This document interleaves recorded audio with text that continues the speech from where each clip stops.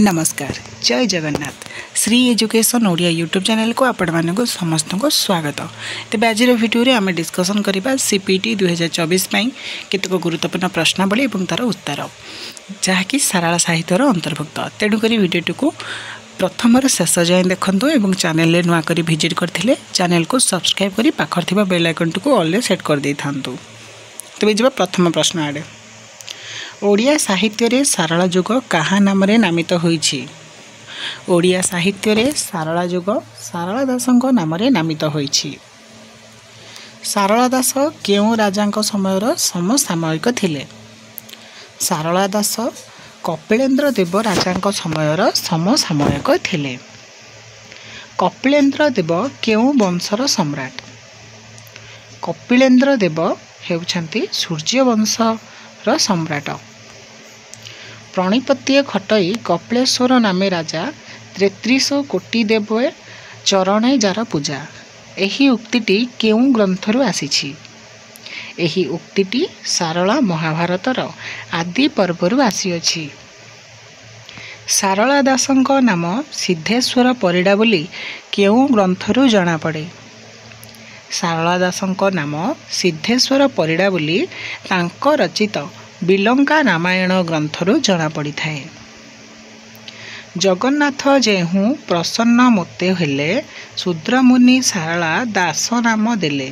एही उक्तिटी केउ ग्रंथरु आसीछि। एही उक्तिटी महाभारतर आश्रमिक पर्वरु आसीअछि। केउ ग्रंथरे सारला दासंकु निजकु देवी सारलांक पुत्र भावरे परिचित करिसंती। महाभारत ग्रंथरे सारला दास निजकु देवी सारलांक पुत्र भावरे परिचित करिसंती। कनकपुर पाटणा घर परशुराम मुहि तार अनुज सारला दास नाम। महाभारतर केउ पर्वरे वर्णित। एहा मध्य पर्वरे वर्णित। सारला दास पूर्वजन्म संपर्क रे महाभारत रे केउ पर्वरे सूचना देइछंती। सारला दास पूर्वजन्म संपर्क रे महाभारतर स्वर्गारोहण पर्वरे सूचना देइछंती। पूर्वे जेउ शूद्र माने देवी मानकु पूजार्चना करुथिले सेमानकु कोन कुहा जाउथला।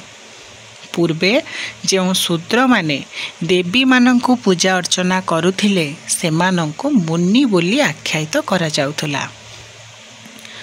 सारला महाभारतर प्रथम समीक्षक किए। सारला महाभारतर प्रथम समीक्षक हेउछंती गोपीनाथ नंद शर्मा।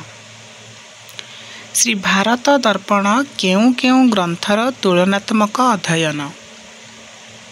श्री भारत दर्पण हेउछि संस्कृत महाभारत और ओडिया महाभारत ग्रंथर तुलनात्मक अध्ययन। पंकज बासिनी देवी उत्कल भारती सारले की कले कह कुरु चूड़ामणि पदटी केउथिरु आसीअछि। तेबे एही पदटी राधानाथ राय द्वारा रचित महाजात्रा खंडकाव्यरु आसीअछि।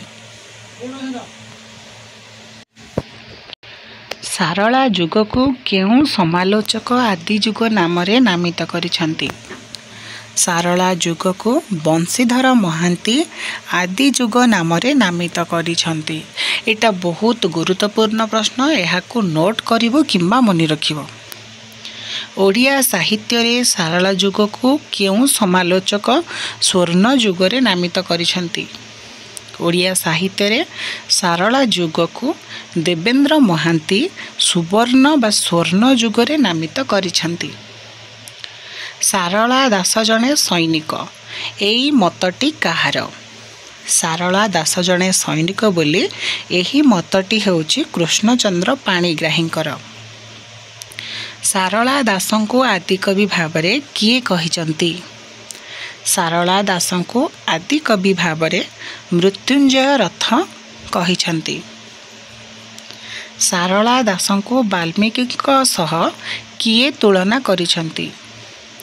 सारला दासंको वाल्मीकि सह मृत्युंजय रथ तुलना करिछंती। जनप्रवाद अनुजाई सारला दासଙ୍କ जन्मस्थान केउठी? जनप्रवाद अनुजाई सारला दासଙ୍କର जन्मस्थान ହେଉଛି ଝଙ୍କଡ଼ ଠାରେ। ତେବେ ପିଲାମାନେ ଝଙ୍କଡ଼ ଯେଉଁ ଗ୍ରାମଟି ତାହା ବର୍ତ୍ତମାନର କେଉଁ ଜିଲ୍ଲାରେ ଅବସ୍ଥିତ ତାହାକୁ ନିହାତି କମେଣ୍ଟ ବକ୍ସରେ କମେଣ୍ଟ କରିବ। ସମାଲୋଚକମାନେ ସାରଳାଙ୍କ ଜନ୍ମସ୍ଥାନ ରୂପେ କାହାକୁ ଗ୍ରହଣ କରନ୍ତି? ସମାଲୋଚକମାନେ ସାରଳାଙ୍କ ଜନ୍ମସ୍ଥାନ ରୂପରେ ତେନ୍ତୁଳିଆ ପଦା ସ୍ଥାନକୁ ଗ୍ରହଣ କରନ୍ତି। ସାରଳା ଦାସଙ୍କୁ ବ୍ୟାସଦେବଙ୍କ ସହ କିଏ ତୁଳନା କରିଛନ୍ତି? ସାରଳା ଦାସଙ୍କୁ ବ୍ୟାସଦେବଙ୍କ ସହ ଗୋପୀନାଥ ନନ୍ଦ ଶର୍ମା ତୁଳନା କରିଛନ୍ତି। ତାରିଣୀ ଚରଣଙ୍କ ମତରେ ସାରଳା ଦାସ ଜାତିରେ କ'ଣ? ତାରିଣୀ ଚରଣଙ୍କ ମତରେ ସାରଳା ଦାସ ହେଉଛନ୍ତି ଜାତିରେ ଶୂଦ୍ର।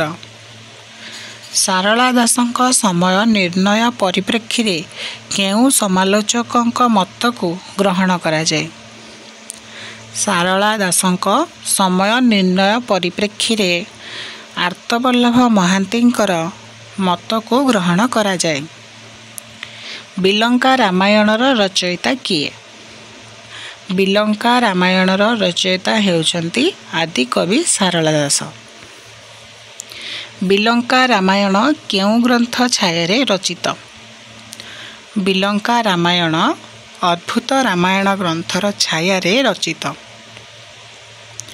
ବିଲଙ୍କା ରାମାୟଣରେ କାହାର ବଧ ହୋଇଥିଲା? ବିଲଙ୍କା ରାମାୟଣରେ ସହସ୍ରଶିର ରାବଣର ବଧ ହୋଇଥିଲା। ବିଲଙ୍କା ରାମାୟଣର ସୀତା କେଉଁ ରୂପ ଧାରଣ କରିଥିଲେ?